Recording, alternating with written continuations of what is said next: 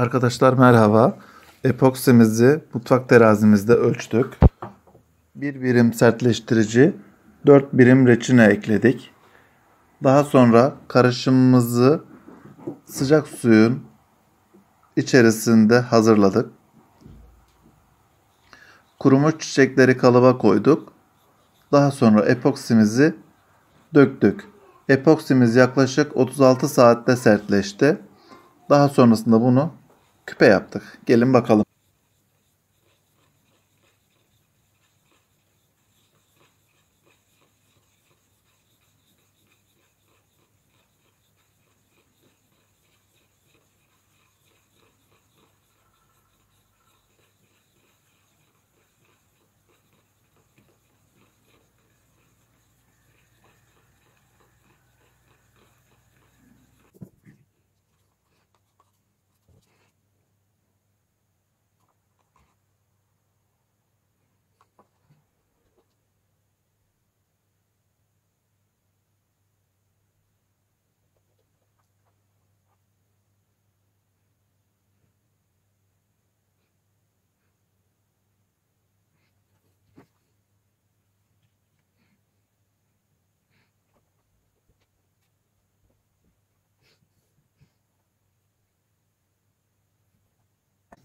Daha birazdan yapacağız değil mi? Beğenirsek birazdan yapacağız. Birazdan yapacağız beğenirsek. Bu bizim silikon kalıbımız. Evet, bu bizim silikon. Bunun içine kurumuş çiçek koyduk.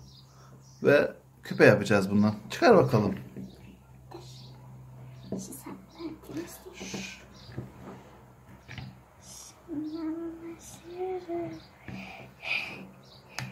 Yes! Olmuş.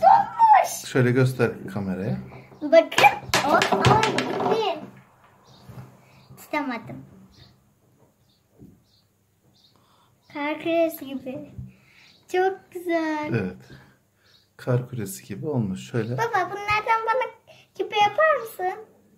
Bunlardan sana küpe yaparım kızım. Birazdan küpemizi yaparız. Hatta yeni çiçekler koyalım bunun içerisine. Hepsini dolduralım. Bir bakalım. Rengarenk değişik şeyler yapalım. Diğerlerini de çıkaralım mı? Hı. Bunun üzerine şöyle bir gel bakayım yanına. Bir kulağında bakayım bir. Şunlar kurumuş çiçekler. Gerçekten çok güzel.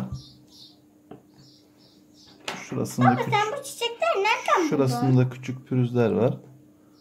O pürüzleri gittiririz zaten. Şöyle küçük bunları alıyoruz. Bunun altında pürüz yok baba.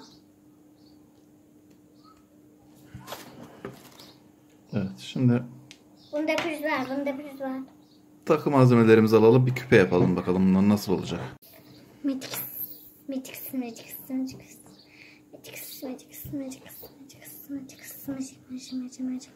Baba, gördüm zaten, ben orada çıkıyordu. Diğer epoksimizi verir misin kızım? Elimdeydi. Elimde Evet. olduğunu unuttum. Üstüne herhangi bir şey yapmadan vidamızı içine doğru gönderiyoruz.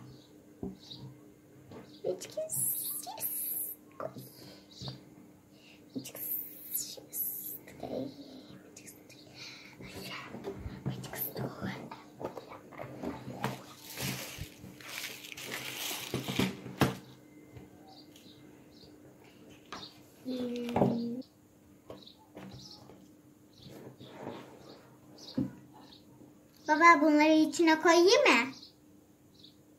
Dur tatlım onu Takmayacağım diyorsun, takacağım. onu koyabilirsin. Bunu. Kaldırabilirsin onu.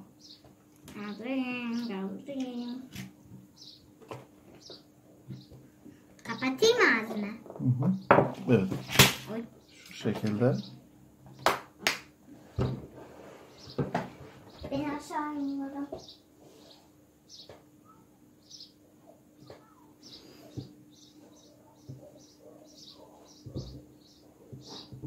Küpelerimiz hazır. Gel bakalım babacığım. Sakin ol. Bir tane de kolye yapar mıyız? Gel. Şundan da kolye yapalım mı? Dur bakalım ona daha gelmedik. Bu. kesin olunca yerimde duramayacağım. Auç. Tamam. Biri burada, diğeri de burada. Evet, çok güzel oldu. Güle güle kullan. Teşekkür ederim.